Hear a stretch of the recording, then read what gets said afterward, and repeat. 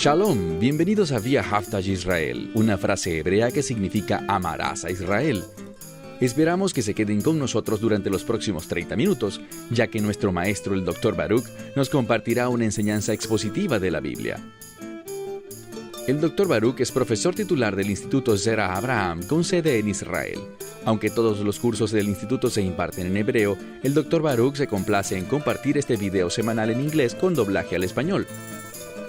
Para más información, por favor, visítenos en amarasaisrael.org. Aquí está Baruch y la lección de hoy.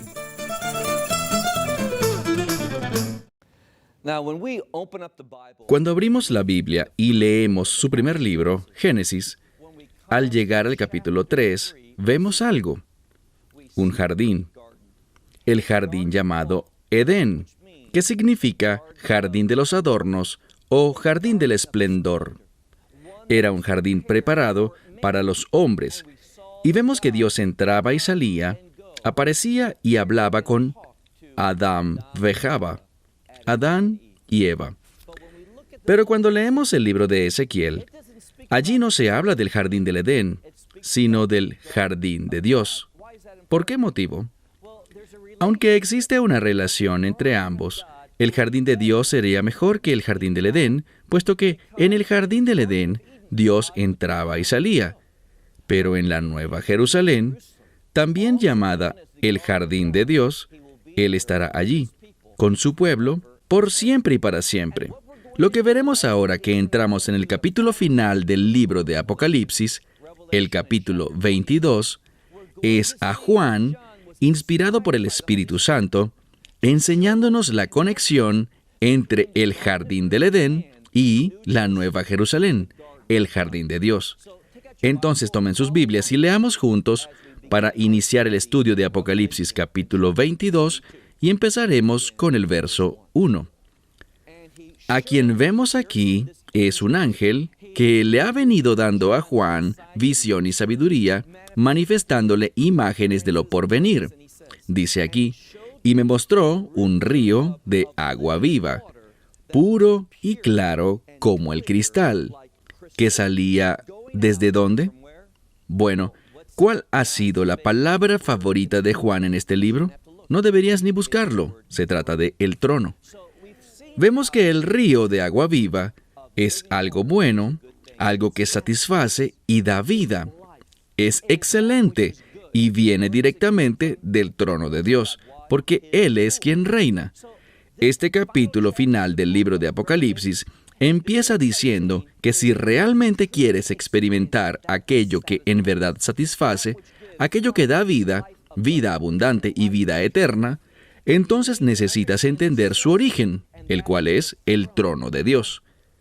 Verás, es solo cuando me someto a la autoridad de Dios en mi vida, solo entonces me convertiré en receptor de esas bendiciones. Eso que satisface. Si tú eres un creyente y estás caminando en rebelión, estás contristando al Espíritu Santo, no te estás sometiendo a su señorío en tu vida, tú estarás en el reino de Dios, pero la vida en esta tierra será muy frustrante para ti. La vida en esta era será muy insatisfactoria. No conocerás ese gozo y no conocerás esa felicidad. ¿Por qué? Porque la única forma de experimentar estas cosas es sometiéndonos, es rindiéndonos, es reconociendo el gobierno y la autoridad de Dios. Por esta razón dice aquí que este río de agua viva, que es claro como el cristal, emana del trono de Dios y del Cordero. Otro punto importante que veremos en nuestro estudio de Apocalipsis capítulo 22 y la Nueva Jerusalén, esta etapa final del reino de Dios, es la unión entre Dios y el Cordero. Ahora debemos tener cuidado. Existe una unidad perfecta entre ellos. Hay unidad, pero eso no significa que Dios el Padre y Dios el Hijo realmente sean lo mismo. No lo son. Necesitamos afirmar la Trinidad, Dios Padre, Dios Hijo y Dios Espíritu Santo. Esto solo enfatiza la unidad, el acuerdo entre ellos en propósito y el plan al que Yeshua se sometió por completo cuando se hizo carne. cuando dejó su trono celestial y entró a este mundo. Él vino, entre otras cosas, a enseñarnos lo que se supone que debemos hacer. ¿De qué se trata? Cuando hablamos del Hijo de Dios o su nombre favorito, el Hijo del Hombre, nos da una descripción perfecta, un ejemplo perfecto de cómo debemos vivir en su misión. Así que de allí es que proviene esta unidad. Entonces, leemos en el versículo 2, y en el medio de la calle de la ciudad, a ambos lados de la calle, estaba el árbol de la vida. Bien, ya hemos aprendido que no habrá templo en la Nueva Jerusalén. ¿Sabes qué cosas no estarán tampoco en este jardín? Vamos a ver aquí muchas de las que yo llamaría pistas o referencias al jardín del Edén. Y en el jardín del Edén habían 4 ríos, pero en la Nueva Jerusalén solo uno. En el jardín del Edén habían 2 árboles de mucha importancia. Al árbol de la vida ya lo vemos aquí, pero también estaba el árbol del conocimiento del bien y del mal. Y aunque vimos que este árbol estaba en el Edén, en el jardín de Dios en la Nueva Jerusalén no estará. Solo el árbol de la vida. Y aquí hay algo sobrenatural, algo que en nuestra realidad no podemos entender. ¿Cómo puede un árbol estar en ambos lados de un río? Pero justamente así será. Veamos nuevamente. En el medio de la calle de la ciudad, a cada lado estaba el árbol de la vida. Y noten que este árbol produce fruto. ¿Con qué frecuencia? Cada mes. ¿Cuántos meses? 12 meses. Entonces, ahora vemos algo, una conexión entre el número 12. ¿En qué debes pensar al oír el número 12? En Israel. Cuando hablamos del reino de Dios, debemos pensar en la fructificación de Israel. Israel será fructífera en el reino. Y debido a ello, las bendiciones de Dios también serán fructíferas. Pero quiero que veamos otro aspecto importante aquí. En ambos lados está el árbol de la vida, dando fruto cada mes, 12 veces al año, y dice además que las hojas de este árbol eran para la sanidad de las naciones. Ahora vamos a referirnos a una verdad teológica muy importante. Sabemos que la Biblia habla sobre lejejá, lo que quiere decir el rapto. Es una palabra que significa ser tomados o arrancados en el idioma griego, en referencia a cuando el Mesías venga, cuando suene el shofar, esa trompeta hecha de cuerno de carnero, y dice que los muertos en Cristo resucitarán primero y los que de nosotros estemos vivos en la fe, también ascenderemos a los cielos. Y lo que sucederá es que en un abrir y cerrar de ojos, en un instante, seremos cambiados y tendremos un cuerpo nuevo. Pasaremos a un estado de perfección. Bien, aquellos que lleguen a la fe después del rapto, aquellos que soporten esos últimos 3 años y medio, 42 meses, 1260 días, aunque realmente serán 1335 días al final. Quienes lleguen a ese periodo entrarán al reino, pero debemos recordar algo. También habrán personas que nacerán durante el reino milenial. Y tanto los que lleguen a la fe después del rapto como aquellos que nazcan en el reino milenial y que no caigan en las mentiras de Satanás, también entrarán en la Nueva Jerusalén, pero no tendrán un cuerpo glorificado. Solo aquellos que sean llevados en el rapto. ¿Cuál es el fundamento de esto? Bueno, noten que dice, y las naciones, ellas usarán las hojas de ese árbol, el árbol de vida, ¿para qué? Para sanidad. ¿Con qué tiene que ver esto? Con eternidad. Cada mes del año ellos tomarán sus hojas con el fin de experimentar la eternidad. Pero habrá una diferencia entre el cuerpo de los creyentes antes del rapto y el cuerpo de quienes llegaron a la fe después del rapto. Quiero compartir contigo otra verdad importante. Muchos de ustedes probablemente recuerden que cuando el Mesías estaba yendo a Jerusalén desde Betania, era temprano en la mañana, él tenía hambre y se topó con una higuera. Se acercó a la higuera con la expectativa de encontrar higos en ese árbol. Ahora, el Mesías lo sabe todo, pero él tiene expectativas. y sus expectativas están basadas en la voluntad de Dios y no en los pecados del ser humano. Entonces Él se acerca esperando hallar fruto, pero la Escritura dice que no era temporada de higos. Él lo sabía. Fue allí, no encontró nada y ¿qué hizo? Maldijo la higuera. ¿Por qué? Puedo recordar una vez en la que hablaba con un grupo de niños sobre este pasaje, y una pequeña niña se entristeció tanto sobre esta higuera, marchitándose y muriendo, porque Yeshua maldijo la higuera. Ella no entendía por qué, y quizás tú estés de acuerdo con ella. Pero aquí está la verdad bíblica. El Mesías va a juzgar, y sus expectativas son expectativas de reino. Él no va a disminuir sus expectativas para adaptarlas a las condiciones del mundo actual. Él dice, sean perfectos como mi Padre que está en el cielo es perfecto. No dice, bueno, esto es lo mejor que alcanzo a hacer en este tiempo y en este cuerpo. El punto es que en el reino, el árbol dará frutos cuando no habrá una temporada para dar fruto. Durante la eternidad siempre habrá producción de fruto, y eso es lo que Dios espera de su pueblo hoy.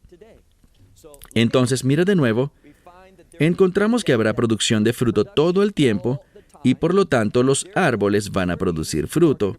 Las hojas son para sanidad de las naciones, y mira el verso 3. Dice que ya no habrá más maldición. ¿Por qué? Lo sabemos.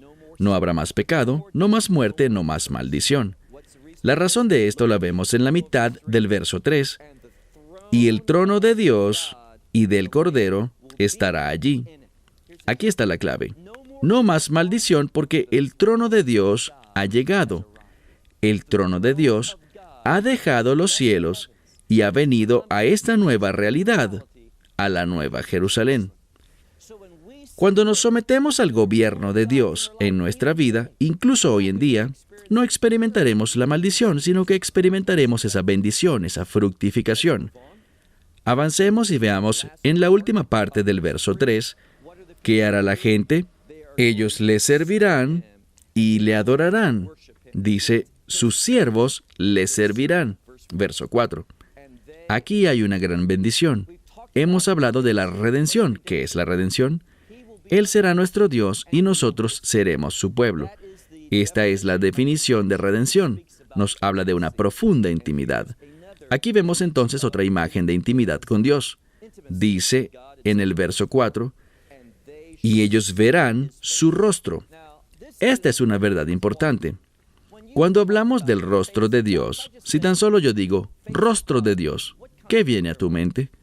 Bueno, si vienes de un trasfondo judío, entenderías que existe una bendición que dice, el Señor te bendiga, el Señor te guarde, el Señor haga resplandecer su rostro sobre ti. Esta bendición del Kohanim, la bendición sacerdotal, expresa que hay una relación entre ver el rostro de Dios y ser bendecido. En el libro de Mateo se habla de los ángeles de los niños, y dice allí que los ángeles siempre ven el rostro de Dios, lo que significa que los ángeles siempre son bendecidos con el fin de cumplir su propósito, su misión de proteger a los niños.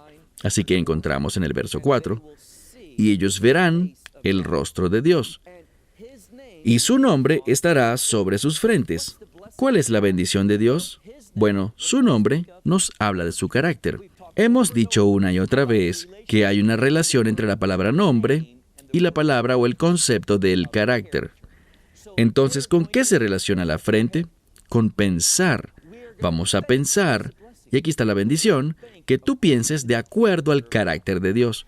Verán, para saber cómo caminar con Dios, debemos vivir de acuerdo a su carácter. ¿Y dónde está descrito su carácter para nosotros? Bueno, de dos formas. Su carácter es visto en la vida, la obra, las palabras, las enseñanzas del Mesías Yeshua. ¿Y saben algo sobre el Mesías? Él nunca violó la Torá. Nunca violó ningún mandamiento. ¿Por qué? Porque desde una perspectiva del Antiguo Testamento y su verdad aún está vigente para nosotros hoy, solo porque exista un Nuevo Testamento no quiere decir que el Antiguo Testamento dejó de tener revelación para nosotros. Cuando vemos los mandamientos de Dios, vemos cómo Dios viviría, lo que Él haría y lo que no haría si se hiciera hombre. Y por eso es que Yeshua cumplió la Torá a la perfección, nunca la transgredió. Entonces vemos que la verdadera bendición es cuando pensamos de acuerdo al carácter de Dios, y por eso dice que su nombre estará sobre sus frentes. Miren el verso 5. Y ya no habrá más noche, porque no habrá necesidad alguna de luz de lámpara, ni de luz del sol. ¿Por qué? Porque el Señor Dios los iluminará. Él será luz para ellos, y ellos reinarán por siempre y siempre. En este pasaje de la Escritura vemos solo buenas noticias. No existirá más la noche, lo que significa algo, no más temores. Tampoco habrá nada desconocido. ¿Qué dice Pablo? Él dice que vendrá un tiempo en el que nos conoceremos a nosotros mismos como realmente somos. Es una expresión que quiere decir que tendremos conocimiento perfecto. Vamos a saber las verdades de Dios. Vamos a ver las cosas desde una perspectiva divina. De eso se trata el reino. Y no habrá más necesidad del sol y de la luna. Y si volvemos al libro de Génesis, capítulo 1, encontrarán que Dios crea, en el día 4, el sol, la luna y las estrellas, ¿correcto? Pero Él creó la luz en el primer día. Entonces, de nuevo, estaremos regresando al estado original de la perfección de Dios, en la que Él y su gloria iluminan a su pueblo. Y por eso, cuando tenemos la luz de Dios ante nosotros, vamos a gobernar con Él por siempre y para siempre. Avancemos al verso 6. Y entonces me dijo estas cosas, todo lo que hemos venido estudiando, y recuerden que estamos al final del libro del Apocalipsis. Y lo que encontramos ahora, entrando en el versículo 6 de Apocalipsis 22, es una especie de resumen. Aquí se habla de todo lo que nos ha sido revelado en este libro de Apocalipsis. Se refiere no solo a lo que vimos recientemente en la Nueva Jerusalén, sino a todos los aspectos, y noten lo que dice, mira en el verso 6, estas cosas son fieles y verdaderas, porque el Señor, el Dios de, no te lo pierdas, de los santos profetas. Quiero que noten que en los próximos versículos vamos a ver el término profeta o profecía aparecer no solo una, ni dos, ni tres o cuatro veces. ¿Por qué? Para enfatizar la importancia de la profecía. Permíteme decirte algo. Si tú no te encuentras estudiando a los profetas, estás en rebelión contra Dios. Una de las razones por las que la gente considera que el Apocalipsis es muy difícil de leer es porque no conocen a los profetas. Y verás que en muchas congregaciones hoy en día, y me refiero tanto a iglesias como a sinagogas, existe cierto temor a profundizar en los profetas. Sí, quizás pueda que construyan un mensaje o una enseñanza de un verso. Usualmente tomamos un versículo o alguna historia de los profetas y desarrollamos el tema desde allí. Pero yo hablo sobre estudiar a los profetas, leer cada uno capítulo por capítulo, verso a verso, descubriendo cuál es la revelación de los profetas. No es un accidente que aquí, justo antes de concluir el libro de Apocalipsis, que leemos, mira de nuevo, estas cosas son fieles y verdaderas. ¿Quién lo dice? El Señor, el Dios de los santos profetas. Pues este Dios de los santos profetas envió a su ángel con el fin de mostrar a sus siervos, y aquí de nuevo, Él busca decirnos algo. Si tú te consideras un siervo de Dios, vas a entender, sin la menor duda, vas a entender tu absoluta necesidad de comprender la revelación de los profetas, porque ellos enseñan el reino de Dios. Ellos detallan para nosotros dónde está Israel espiritualmente y lo que Dios va a hacer en los últimos días para hacer que Israel se someta, que Israel entre a una relación de reconciliación, para decirlo de otro modo, en redención con Dios. ¿Para qué? Para que el reino pueda llegar. La profecía es muy importante. Recuerden, si no están estudiando los profetas, ¿qué te he dicho? Estás en rebelión contra Dios. No entiendes lo que significa ser su siervo. Para ellos se ha escrito este libro. Entonces, una vez más, Él dice, el Señor, el Dios de los santos profetas, envió a su ángel para mostrar a sus siervos todo lo que sucederá. Y dice, todo lo que sucederá, ¿cuándo? Pronto. Bien, ¿cuándo sucederán estas cosas? Dice pronto, pero no significa que esto será mañana, o dentro de una semana, o un mes. Esto fue escrito hace más de 1900 años. Esto fue escrito poco después del final del siglo I. Entonces algunos dirán, esto no es coherente, pero no, porque esta palabra pronto o rápido no significa mañana o pasado mañana. Esto es lo que significa. Significa que cuando las cosas profetizadas en este libro de Apocalipsis empiecen a suceder, cuando empecemos a ver que se manifiestan los dolores de parto, cuando veamos la reconstrucción del templo, sepamos que todos estos acontecimientos se desarrollarán muy rápidamente. ¿Por qué lo dice así? Para darnos visión. Si esperamos hasta que estas cosas empiecen a suceder para alistarnos, para prepararnos en oración, si esperamos que empiecen a ocurrir, será demasiado tarde. Seremos atrapados con la guardia baja. Lo que la Escritura dice es que el Mesías, en el famoso capítulo 24 del libro de Mateo, que habla de los últimos días, él dice, miren, observen, velen, vigilen, prepárense para este tiempo.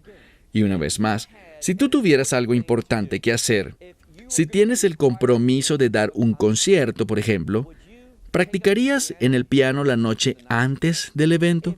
Si tuvieras que jugar en la final del fútbol americano, ¿empezarías a entrenar el día anterior? No. Tú te tomarías el mayor tiempo posible para prepararte. Este es el propósito de nuestro estudio del libro de Apocalipsis. Decirte que el tiempo para prepararse es ahora y que la mejor forma para empezar es estudiando los santos profetas. Miremos de nuevo en la Escritura, verso 7. He aquí, yo vengo pronto. Bienaventurado el que guarda las palabras de este libro de profecía. Noten el énfasis. Profecía, profecía. Verso 8. Yo, Juan, soy aquel que vio y escuchó, y aconteció que cuando escuché y vi, ¿ven lo que dice? Dice primero que vio y escuchó, y luego cambia el orden para decir que él escuchó y vio. ¿Qué significa esto? Es un recurso hebreo. Busca decir, vi estas cosas muy claramente. Escuché estas cosas muy claramente. Verán, a veces si tú escuchas algo, piensas que sabes lo que es, pero cuando lo ves, lo entiendes mejor, lo comprendes de manera plena. Y del mismo modo, a veces ves algo y piensas que es algo, pero luego de escucharlo te das cuenta de qué es en verdad. Entonces es solo una expresión para decirnos que Juan está, en efecto, teniendo estas visiones, estas revelaciones muy, muy claramente.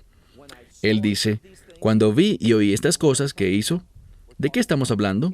Hablamos del reino de Dios. Y una de las características claves del reino de Dios es la adoración. Entonces, cuando Juan empieza a ver la revelación del reino, ¿qué hace? Dice, me postré para adorar a los pies del ángel que me mostró estas cosas, para adorarlo a él. Ahora, obviamente, esto no se debe hacer. No adoramos a los ángeles. Pero nada más por ser este ángel la fuente de este reino, de la revelación de este reino, instintivamente Juan buscó adorarlo. Pero el ángel le dijo, mira conmigo el verso 9, el ángel le dijo, no hagas eso, porque yo soy consiervo tuyo y de tus hermanos. ¿Qué hermanos? Los profetas. Juan estaba siendo comisionado como profeta y le dice, yo soy un profeta, este ángel, para revelarte a ti las palabras de esta profecía.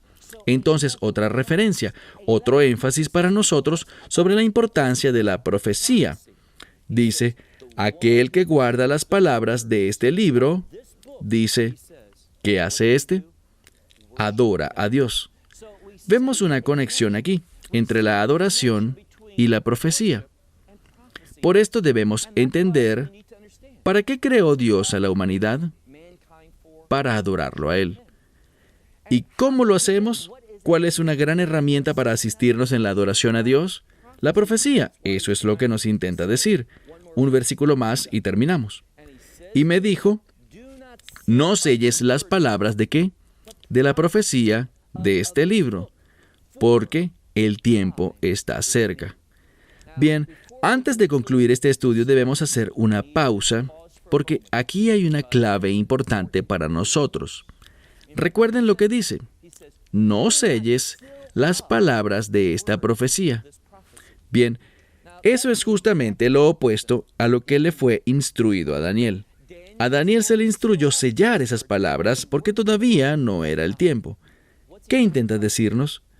Para interpretar correctamente el libro de Daniel, el libro de Apocalipsis es la clave. Es a través del libro de Apocalipsis que podremos entender mejor y más plenamente, como lo desea Dios, podremos entender la verdad del libro de Daniel. ¿Qué significa el nombre de Daniel? Su nombre está conectado a la profecía, significa Dios es mi juez. Verán, la profecía, bien sea Daniel, Apocalipsis o cualquiera de los profetas, tienen en común el hecho de que Dios es el juez.